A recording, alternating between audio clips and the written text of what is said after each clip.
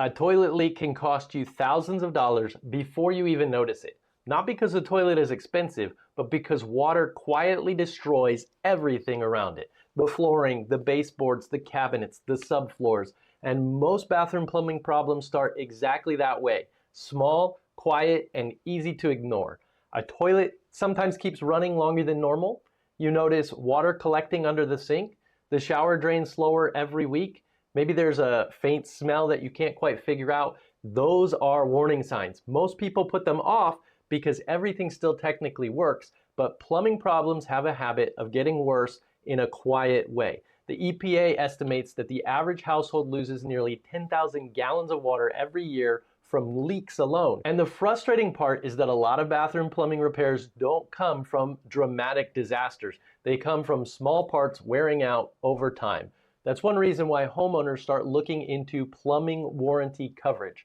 A lot of home warranty companies advertise broad plumbing coverage, but the details can vary quite a bit depending on the company and the plan. Some cover certain fixtures, but not others. Some cover leaks, but not access to the leak. Some have labor limits that homeowners don't discover until after the repair is already done. So before buying any home warranty, it helps to look at the actual breakdown of what's included instead of relying on the headline description. With home membership, bathroom plumbing coverage is listed directly on the coverage chart.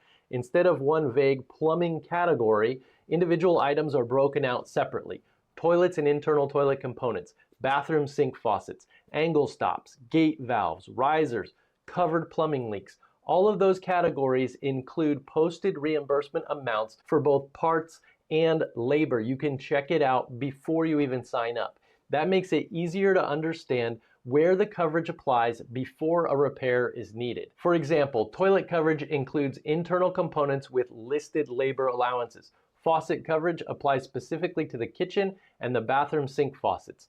Plumbing leaks have their own separate coverage structure as well, so make sure you check those out. You may not believe it, but these details matter more than people realize. A lot of negative experiences with home warranties happen because homeowners assume that something was included when it wasn't. Sewer lines are a good example of that. A lot of standard plans across the industry don't automatically include exterior sewer lines. They don't include your septic systems, your grinder pumps, or your sump pumps. Homeowners can find that out after a problem happens and it becomes a big issue. On the other hand, home membership separates those items into optional upgrades instead of blending everything together under one giant plumbing label. That makes expectations clear, very clear up front. The repair process works differently too. A lot of home warranty companies are going to require you to go through a contractor network.